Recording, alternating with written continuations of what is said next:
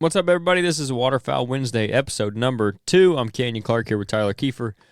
We're going to be doing this probably every other week for right now. We discussed it a little bit on the last episode and kind of between then and now, and we didn't get one out last week, so kind of by default we're going to shoot for every other week, I guess, right now until, things slow down with deer season for me, or if we start, lining up some guests and we have enough where we want to do every week, we'll do that. But for sure, every other week we'll put these out. So if you guys didn't, go back and listen to episode number 1 of the Waterfowl Wednesday, and then come back to us. We're going to talk a little bit about some stuff Tyler brought up. Yeah, talking about, kind of lost my train of thought here for a second. You were talking earlier about, some guys had been pushing kind of for a split season.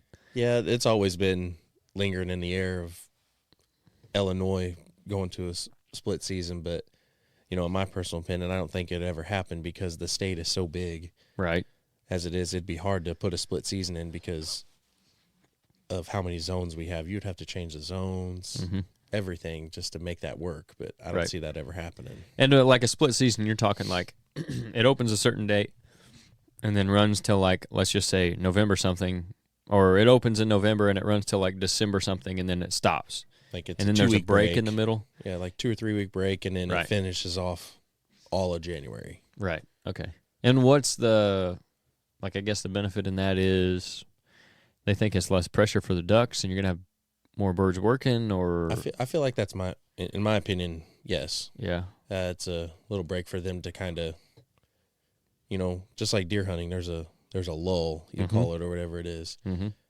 Like right now it's December 6th, and it's 50 degrees outside. Right. I mean, there's no migration going on right now. Right. I mean, yeah, you're going to have your few stragglers come in.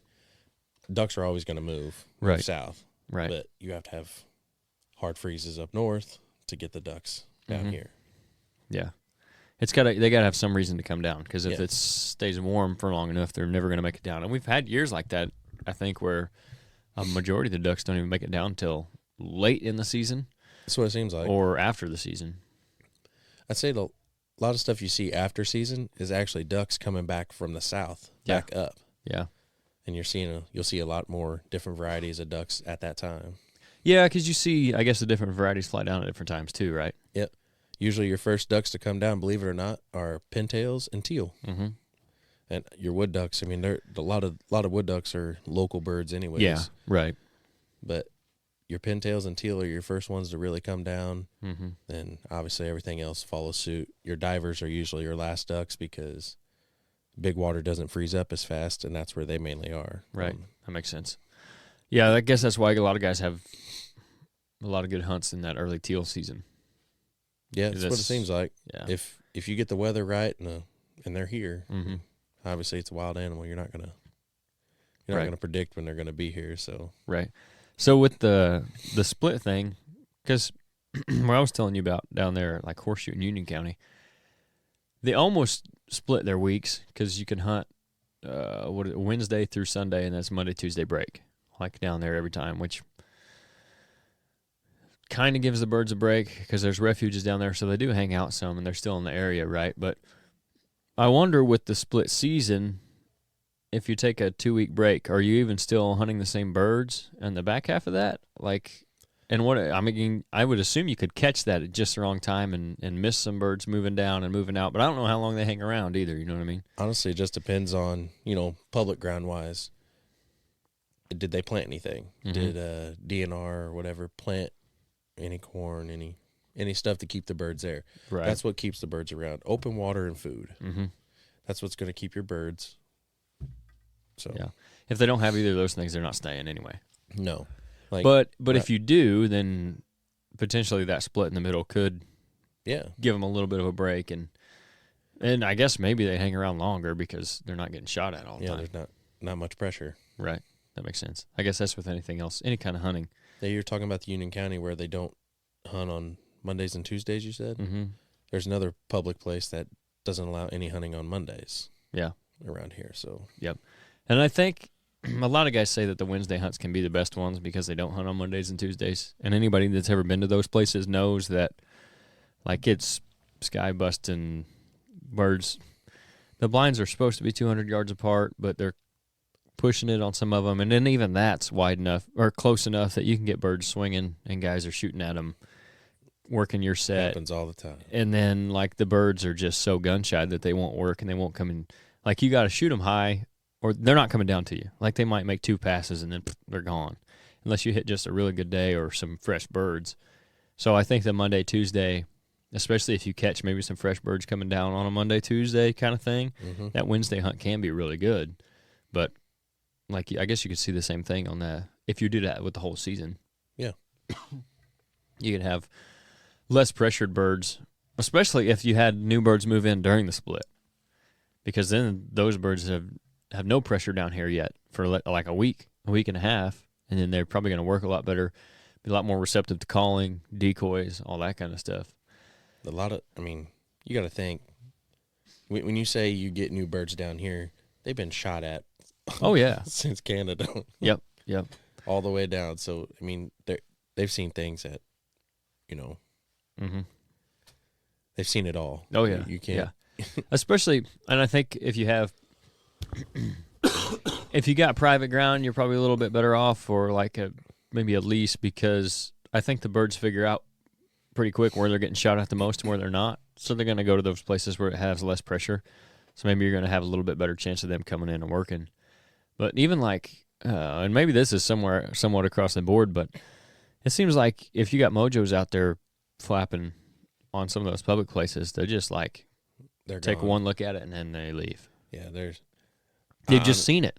Yeah, I don't hunt with them. Mm-hmm. I have one. I actually won it off of Mojo Outdoors giveaway. Yeah. I put in for those for years and finally got it. Finally won something. Yeah, and I maybe used it one time. Only time you really use the Mojo is during if I'm hunting diver ducks. Yeah. Now, I've seen them suck right into that thing. Like, they'll come land almost at the feet of them. But other times, it's like you wonder if they flare up there after they make 1 pass or 2 passes, and it looks like they're coming in, and then they flare and leave. Like, oh, yeah. I'm sure that has something to do with it sometimes because they're so used to it. I think so. And they see those things there, and you also wonder, like, okay, they've made 2 laps around it, and it's still sitting there fluttering. Have they figured that out? Like, that, why is this duck still in that same spot flapping its wings and it's not landed? You know what I mean? Like, how smart are they, I guess? But that's a tough one. And that's the kind of stuff that I want to get into with, like, if we have some guys on, too. Just to get their opinion, see what they're really saying. There's all kinds of stuff. It's like in deer hunting, it's like broadheads and different types of bows and like all those little things that some people think really matter, but maybe it's just an opinion thing and whatever you're most comfortable with or whatever you like. Yeah. It's like the deer I shot yesterday that I only had one side expand open. Yeah. But it's still, the deer ran 30 yards. So that's the thing. When you hit them where you're supposed to hit them. I probably could have killed that thing with the field tip. I know that's illegal, but right. It just wouldn't have bled very much. No, probably not.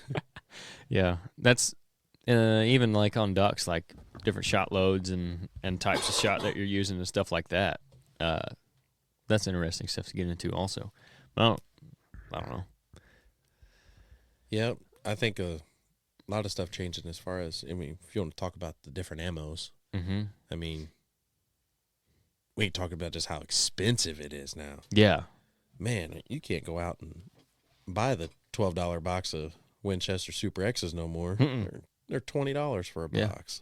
And obviously we saw a big rise in ammo costs during COVID because everybody was buying everything, right?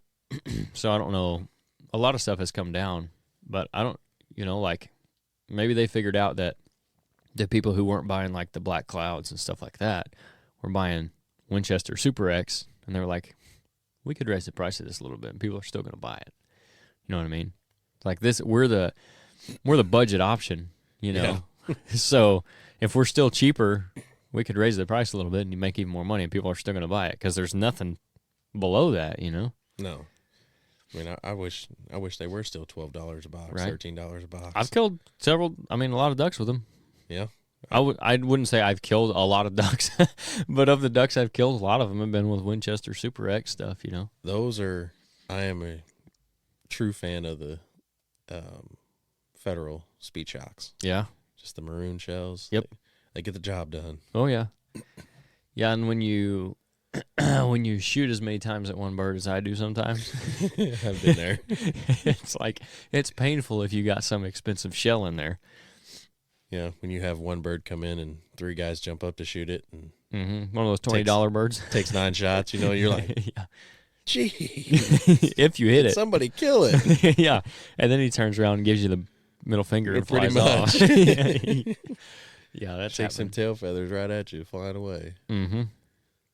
Yeah, we've had that happen plenty of times. Me and Jason, we went several times. He would always go with me to like Union County or Horseshoe, and he got permits for a couple of years to go down there, and which just means you get first in the draw. You get first dibs, and we tried so hard to get him his first duck. I mean, he probably hunted for a year or 2 years before we ever killed one, and we had to have some decent days where we get to shoot a couple times, but a lot of bad days when he was there. And he just we were drawing the wrong days when he was going, right? But one of them come in to like 10 yards, like a big duck. It was a mallard. Yeah. Right in our face like you want him, cupped up, coming down, and we both jumped up and emptied the guns about as fast as you could blink. That thing spun around and flew off, and I know the guys on the blind next to us were laughing because it had to look like he was sitting down on top of the blind, and we both missed him. Like, well, that was probably your best chance at killing a duck right there that we've had. We eventually did get him one, but just one. But yeah, that was it gets rough sometimes. I've been on plenty of hunts where I'm like, what am I doing wrong? Mm-hmm. Am I not shouldering the gun right? I catch myself doing that a lot. Coming up short. Or I put it on my shoulder, or I put my cheek too high on the on my rest, and I look down my barrel, and if no ducks around, I'll jump up sometimes and just practice putting my gun on my shoulder just to see if that would help. Right. Because, a lot of people, you can go out and shoot clay birds all day, and you're not wearing a coat, you're not wearing waders, you're not wearing all your stuff. Right. You could have 3-4 inches of layering on, and then and you're not that gun's going to shoulder a little different. You're not crouched down and waiting for them and then excited when you finally hear that kill them, or when they finally get close, because that makes a difference too, because then you're like, oh shoot, I got to get up there and shoot them. There's been times, we've had big groups of ducks come in, and I'm not going to lie to you, my first shots were probably not even on my shoulder. Yeah, for sure. It wasn't even up on my shoulder yet when I shot. Just some of the big groups I struggle with is because I will shoot into the group instead of picking a bird. Yeah. And I'd say a lot of people do that. Have that same issue. Yeah. I'll just pull up and like, okay, I'm there. I'm in the middle of the group, and like my first shot or two is like, what are you doing? By the third one, maybe I catch one. And I guess you're really not supposed to use the bead either. A lot of guys say just pull up and point the barrel, both eyes open, right? And that can be kind of a guide for you, but I don't know. Sometimes I use it, sometimes I don't. I'll say I tried to get right on that bead and put it right on them. Obviously 20 yards, you don't have to lead them at 20 yards very much. Right. 10 yards, no. Obviously 30, 40 yards, you're getting out there a little bit. I don't even want to shoot a bird at 40 yards half the time. Right. It's a tough shot. There's a lot of times I'm out there, if I'm hunting, I want them birds in my face. I think I get more enjoyment out of killing 3 birds that did it right than killing 10 birds that I'm shooting 40 yards high. Oh yeah. I think there's more enjoyment out of that. You get the satisfaction that, I called this bird in. You know, what made this bird want to come in to my spread or to my calling, whatever. Yep. That's just my opinion. I'd rather kill. It's more about the hunt than it is the bird. I think so. I'm the same way, and I'm that way with deer hunting too. Like I want it to happen the way I want it to happen. Yeah. I'd be a lot happier with a 140-inch deer that came into either a food plot I planted or in front of a stand that I set up because I thought that's where they were going to come, and it was like that cold, crisp morning or whatever, and you had the hunt pictures of like what him. you're talking about, and killing him versus like a 170-inch deer that either maybe someone was on a deer drive and I shot him with a gun, or I walked up and bumped him on the way to the stand and shot him with a rifle kind of thing, like, yeah, he's a bigger deer, but it's just not the same. It's the same way with ducks. Like I've found myself in the same boat, and I haven't even, I've not killed half the ducks that probably you have and a lot of other guys have, but like just like you're saying, so much more fun when they come in and they work and they come down and do it like they're supposed to, as opposed to. And there's no better. You're getting me Hey, chills talking. I got lucky and knocked down a couple of them, or 3 or 4, or whatever. It's definitely not about the limit. No. I mean, don't get me wrong. I want to kill limits just as much as the next guy. Oh yeah, right. But I want to do it the right way. Mm-hmm. I think, the public spot around here, their draw system, the spot where they do all the drawing for your blind or your stake or whatever, mm-hmm. you're only allowed to have 25 shells now. Yep. A 25 shell limit. Yep. I think that's great. Mm-hmm. It stops a lot of people from sky busting. Yep. I mean, you're still going to have it, obviously. You're still going to have people that don't follow the rules. Mm-hmm. But, I mean, you're going to take the chance of getting caught, getting a ticket, Right. That's the way it is down there in those places, too, that we go with the permits. It's 25 shell limit 25 shells per person. And they put a decoy limit and everything on you, too, but, yeah, 25 shells. And a decoy limit? Mm-hmm. You can only have 3 dozen, maybe. Really? There's not a lot of big pools. Well, if I go down there with you, I'm glad you told me that because I was going to bring everything. I'm such a minimalist when it comes to decoys. Oh. And here's why, because we're talking about that experience thing. To me, it's not fun to freeze my butt off throwing out 4 dozen decoys to kill the same amount of ducks that I've killed over a dozen or 24. You know what I mean? I get it. Like, I am what you call like the Mondo spread guy. Yeah.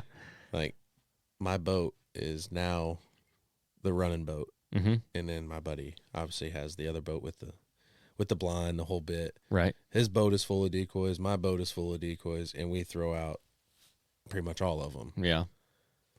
I think hunting pressured birds sometimes, making it look as what's the word I'm looking for? As inviting as possible, right? I guess. And you do see that, like even on those public places where 1 or 2 ducks lands and they don't get shot at, and then 3 or 4 more land. Well, eventually it becomes a pretty decent group, and then every bird is going down into that spot because there's a bunch of ducks swimming around in there, which makes sense. I've also had, I've killed quite a few ducks on, 2 dozen decoys or less.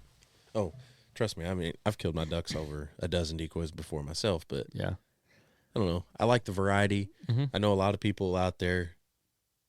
I think it makes a difference too. Kind of change the subject here, but as far as your variety of decoys, like in my opinion, I think you have a better chance of killing different species of ducks if you don't just have, mallards out. Oh yeah. Say everybody just throws out, 5 dozen mallards. Mm-hmm. Obviously, that doesn't look as natural. No. And I've killed teal that, like, we'll have, like, even on the lease, there's tons of decoys out. They're all already out there, right? Yeah. So we might go move them around or whatever. But they're all already out there, and then we'll throw out, like, 6 teal over here. And there'll be, like, 3 dozen mallards right over here. And those teal will suck right down to those teal decoys. Or, like, even hunting where we're throwing out our own decoys. We may put out 24, and let's say we put 4 teal out.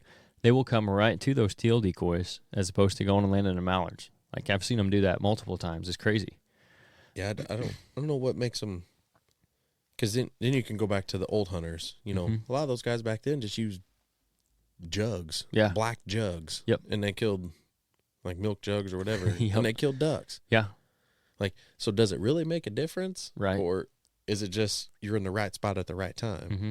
And I think some of that is, like, with different birds like that is size matters. I think a pintail probably can recognize a pintail.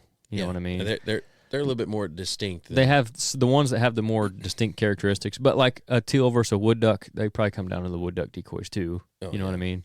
As I just think it was like in those instances, it's you got geese decoys, you've got mallards, you've got teal, maybe you've got some pintail. It's like they're coming down to the smaller birds that they see because that's what they are. I think. And then obviously you have your life size decoys. If you want to talk about GHGs or Higdon is another example. Mm-hmm. They have life size, they have magnums, and they have battleships. Mm-hmm. The battleships are massive. You throw your arm out trying to throw those things sometimes. Right. Yeah. Especially if they're foam filled. Mm-hmm. They're like 3 pounds of decoy, it seems like. Yep. But I think a lot of that just has a play in it too, as far as you want them to see it. Mm-hmm. And I think it'd be pretty neat to get a drone just to fly, just to see what a duck would, what is a duck looking at from the sky coming in. And if they're up there like that and you got those great big decoys, maybe it's instead of just seeing little specks, okay, they recognize that as a duck. They're not smart enough to realize that that's a giant duck, right? Yeah. Like they just, hey, there's a duck. By the time they realize that, hey, this don't look right, you should be killing it. Right. Yeah. I think you're right. Yeah, a drone would be cool to see what they're seeing. I mean, I've seen plenty of YouTube videos of, different people. I think one of the groups that I've watched is Daybreak Outdoors. Mm-hmm. And they do a lot of cool hunts. And it's obviously a bunch of private ground, a bunch of guys go out and do guide hunts. Right. But they'll do their drone footage and show like their decoy spreads or, just birds flying in general, which I thought they were pretty cool looking. But but seeing their decoy spreads, and all you do is you just see these little dots. Mm-hmm. It's like, is that what a duck is really looking at? Right. And do they recognize what's telling them that's a duck versus any other bird? Yeah. Or it's like, oh, that's or anything. It's like I'm a mallard, but that's a widgeon down there. I don't want to go down there, Right. Like I don't think or they like, notice the difference. Is that a duck or a coot? Yeah. Like it's just a little speck. I don't know. Obviously they see different than we do, or they say they do. I don't know if anybody's ever asked one. Yeah, I haven't. And got a reply. Most ones I've been close to have been dead. Pretty much. Or watching them fly away because I tried to kill them. Exactly. Didn't have time to ask. No. Yeah. Yeah, that stuff too is I think we'll have some good conversations with the guys that will have opinions on that kind of stuff too. Yeah, we'll definitely have to get some people in here. Mm-hmm. And even like those guys like Daybreak Outdoors, even the guys from Dive Bomb, they're like from Missouri, right? Dive Bomb, yeah, they're based out of I think it's St. Charles. I think so. Missouri. Yeah, they're fairly local to us. Like if we could get some of those guys on just to talk, I think it'd be cool too. For sure. And they would have a lot of interesting opinions on the decoys, I'm sure. Yeah, they just came out with like their diver decoy line. I just actually watched their video today or yesterday. Yeah. They went on a diver hunt on Lake Sinclair. I think that sounds right. There is a Lake Sinclair. Yeah, we'll go with up that. north. Yeah. Yeah, they produce a lot of really good content. Hopefully we'll be able to put some videos up. We'll just have to see how it plays out. But yeah, filming duck hunting's got to be tough. It is. I mean, I've never done it personally, but just seeing all the work that has to go into that. And even just like the filming part. Like with deer is hard enough. And that's a 200-pound animal that's moving relatively slow most of the time. A freaking duck that, a little bird whipping through the air, like just to be on that, be in focus and having them in frame, and then you have to have multiple angles in the duck hunt. Yeah, in my opinion, to make a good one. GoPros everywhere. Yep. Or those Tacticams, for your barrel, that kind of stuff. I've seen a lot of videos with those Tacticams. They do a lot of slow motion stuff. They'll come up on the bird. They'll show you, obviously. That's one thing I like about dive bomb videos is I guess they're Tacticams that have the crosshairs on them or whatever. Yeah, or the dot, the red dot. Or the dot. You can see what they're looking at and how far they were leading the bird, assuming that it's sighted in, and I'd assume it is. Yeah. I would assume that those things, and I don't know because I've never messed with them, but you shoot your gun and then you can adjust that dot in there probably to wherever your gun's shooting, because it's obviously going to be lower than your dot. Good 2 inches lower. And 2 inches at 30 yards is a lot. Mm-hmm. But I guess you could sight it in that way. It's shooting where you're aiming, or that dot is where you're aiming. Which is, to me, I think it's probably that way, and that's kind of interesting just seeing where those guys are breaking shots on the bird, or ahead of the bird, or below it, above it, that kind of stuff. Because that's an art in itself, judging how far the bird is, how fast they're moving, if they're coming up, if they're going down, if you need to lead them, if you don't need to lead them, how far. It's honestly the luck of the draw. I mean, because you're still and shooting a good choke. Scatter. A good choke makes a difference. Yeah, and pattern your gun. Yeah. I mean, I know the past couple of years, we talk about COVID and stuff like that. What's the ammo crisis that we were in? Mm-hmm. It was hard to pattern a gun because everybody was just buying what they could. I mean, some people didn't have any ammo. And I know in my gun cabinet right now I got four different brands of ammo for a waterfowl. Right. And I mean, obviously I just grab a box and throw it in my blind bag, but you know, I don't pattern my gun. Right. And that makes a difference, because if you, like, that could adjust how you're leading them or not, you know, if you know what kind of pattern you're shooting. Or maybe just, okay, this brand of shell or this size shot or whatever doesn't pattern as well out of my gun and this choke tube. You can adjust things to get it where you want it. I did buy some Fiocchi's. I think that's how you say it. I think so. Brand. We'll go with that. The brass actually swelled in my barrel. Really? And it wouldn't eject the shell. So I finally ripped it open, and it actually bent the brass where it grabs your shell, it's supposed to spit it out. Mm-hmm. I ended up having to take my barrel off and finding it. I'm hunting. Had to find a stick or something. Mm-hmm. And I'm like ramming it down my barrel to try to get this shell out. Finally got it out, but I was like, maybe it's just a fluke, and I've never had any problems after that, but yeah, it was just that one shell. It shot fine, right? But it just didn't eject. So I don't know. That's the problem. The first gun that I bought for duck hunting is an H&R, and it shot really good. I bought it used. It shot really good for a lot of years, and then it just it would not eject anything. Like, didn't matter what size. Yep. What size? H&R? I didn't even know they made. Yep. It was I forget even the model of it now. I sold it. But it turned into a single shot, basically, because I'd shoot and then go click, and I'd have to reach up and rack it out, right? I mean, that's what they're known for, is their single shot. Exactly. That's what it turned into. Wanted to go back home. Yep. When it was working, it was a really good shooting gun, you know, especially for the price I paid for it. But then I got rid of that, and I actually got the Beretta Ultima, is it A300 Ultima? You got the A300, because there's an A400. Yeah, I got the A300. Yeah, I have no complaints about that thing so far. I love it. Mm-hmm. And I did a lot of researching beforehand, because I was kind of between that or the Super X. And I got. For the extra $300, I just got the Beretta. Yeah, From all the reviews and stuff I saw, there are definitely differences, and I think the Super X is a little lighter, and it did feel a little better at first in my hand, but I also think it was closer to that H&R as far as the the feel of it. So I was a little more familiar with it, versus that Ultima was a little bulkier, but I really like it. The controls are all oversized, you know, all that kind of stuff. The first gun I had was Remington 887. It's the Waterfowl edition of the 870. Yep. Pretty much it's all plastic. Yep. It was definitely a boat paddle. You could use it as a boat paddle. You could shoot your ducks with it all you want. Yep. When I first started hunting them, I was hunting with just a Mossberg 500 pump 20 gauge. You don't want to talk about having to get them close. That was part of the problem when me and Jason were going at first. Before I bought that H&R 12 gauge, we were both hunting with a 20 gauge, so we had to get them close. Then we had to be on, because you're not shooting near a big a pattern either. No, I think it'd be a challenge. I'll keep going back to a few videos, but I watched a video of a guy, he was using 410s and over under 410, and I think that'd be so cool. It's fun to hunt with stuff like that, yeah. More of a challenge.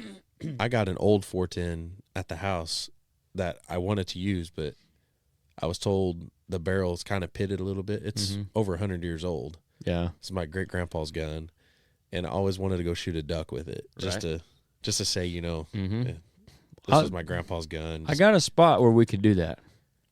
Well, if there's ducks. Thing is, I can't shoot steel shot. Oh, and yeah. They won't let me shoot steel. The gunsmith told me not to shoot steel shot because the barrel's pitted a little bit, and I don't want to blow the barrel up. Yeah. Wow. So maybe I'll just settle for a squirrel or a rabbit. There you go. Quail behind the house or something. There you go. Yeah, it's fun to shoot that 20 gauge, and obviously you can shoot it all day long. But a lot of people are switching to them. Yeah, I have enough trouble hitting them with a 12 gauge. I'm not ready for another challenge yet. Not yet. It's kind of like the guy that starts deer hunting, and he goes from gun hunting, and he's just finally getting them killed with a gun. Then he goes to maybe a crossbow, and then to the vertical bow, and then whatever after that. Yeah. I'm still I'm at the 270 trying to kill a deer with the 12 gauge. I haven't made it past that yet. One of these days when I get good enough kill enough of them all. Maybe I'll try something new, but I don't think you could ever be good at duck hunting. It's just right. I mean, there is so much luck that goes into it. I think there's a lot of luck that goes into it Mhm. especially hunting public. Yeah. You know, you can scout all you want, and yeah, you're probably going to kill a lot more birds the more scouting you do. But at the same time, you're going to have situations of they were there one day, the next day they're not, you know? I think that has a lot of play into Yeah, it. you can, like you said, you can do all that scouting, and then the day you go, nothing there. Nothing lines up. We've even done that on like the lease down there in Missouri. Like the day before, guys will kill out there. It's just packed. Yeah, the next day we go in, nothing. Or there's no one hunting there, and there's just birds all over it. So we pick that one for the next day, nothing. Like it's just the way it goes. It's a lot of luck of the draw, even if you're not in a literal draw. But we got anything else for this week? No, I think that's a wrap. We'll call it good for this week. We're going to shoot for around 20 to 30 minutes. We got a pretty easy 30 minutes out of today, so. Yeah, it went pretty good. Yep. So that's what we're going to shoot for if you guys didn't listen to the first one. And we're going to do this every other week. New Waterfowl Wednesday. We're going to have some guests on. We'll talk about some stuff that we're trying to do. All that kind of stuff. But we appreciate you guys tuning in. Don't forget, if you are a deer hunter, go check out the other podcasts as well. We got the Ridgehunter Outdoors podcast comes out on Mondays. We do a Full Draw Friday episode on Fridays most of the time. Sometimes it comes out on Saturday when I get busy. And then we do have Fall Pursuit still on Tuesday nights on YouTube. So go check all that stuff out as well. And we can catch you guys again next Wednesday.